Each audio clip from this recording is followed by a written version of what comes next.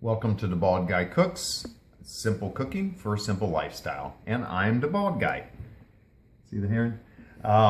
Today we're going to be talking about mushrooms, and these are essentially one type of mushroom. There are gads of types of mushrooms. These are white button mushrooms, and just wanted to talk about a couple things around just purchasing, things to look for, how to clean them, and then we'll talk about different ways that a recipe will call to have them prepared. So some things to look for when you are looking for mushrooms is really like this. So the stem is nice and full in comparison to having an empty stem like that. This means it's drying out. That where the stem and the head come together, that it's really well attached. This one you'll see is kind of starting to separate here.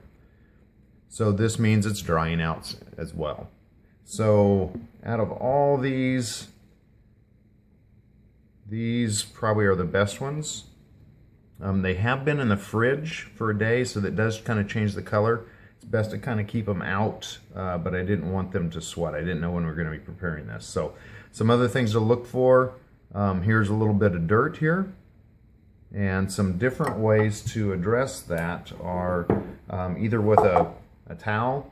They have mushroom brushes. You can also take a paper towel like this and essentially just kind of go, and you're really kind of dusting them off is probably a best way to put that. Or just not worry about it. Just kind of depends on your level of what you can handle and what you can take. They're grown in very typically controlled environments. So here's kind of what's come off. Probably a little peat moss out of the soil mixture. Now, most of the time they'll give you a couple directions. So you can do slicing. Don't dice a lot for mushrooms, but pretty much slicing with stem on or stem off. Some people will have you take the stem off, and essentially you're just kind of doing that. So you're ending up with the caps. And this would be what you would stuff a mushroom. If you see stuffed mushrooms as a recipe, this would be where you would be putting the stuffing inside the cap, which is inverted upside down like that. I'm not much to take off a stem. I paid for the stem. It's good, it's flavorful, it's meaty, so I will usually just use the stem and not worry about that if that's asked for. A couple ways if you're starting to learn knife skills is just take and slice them in half like this. And so we're going to use our don't cut your fingers off technique. And there's two ways to really approach that. One is kind of the hinge method, where you keep the tip of the blade on the cutting board. And I think that's a great way to start, because then you just put your knuckles up here, you bend your fingers under, and you're kind of clawing, taking like a bird claw or bird talon. And just take your time and slice the mushroom. If you want to do whole mushrooms, one way to keep them from rolling, just take a little slice off the side, and that way they don't roll and it's easier to control. And you're going to have to lift the blade up a little higher, but just keep it hinged down onto the board and slowly work back.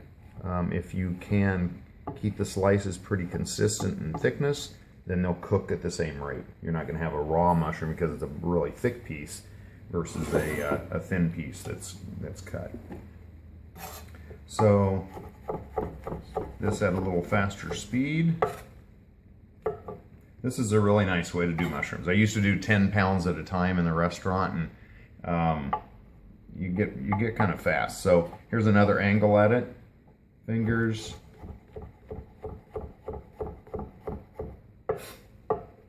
Here's a faster way. And that will come over time. You can also just kind of use the sawing method, where you're kind of seesawing it back and forth with the tip off the board. And then roll it down, and if you want to finish that way. Or you can do the whole mushroom, just quick chops. You can lay it down if it doesn't have a stem. There's all kinds of different ways. If you want to do, kind of depends on what you're wanting it for. You can take the stems out, slice them individually. Cut the mushrooms that way. Let me get this stem. I'm not big on waste, so if I'm buying it, I'm typically cooking it somehow. And so we'll be using this for a recipe later on this evening. And this is going to be our dinner. If you do have suggestions, ideas, things that you've seen happen before, share them in the comments. If this has been helpful, let me know. We'll do more videos like this. Push the little red button under there if you have not subscribed yet. And thanks for joining us.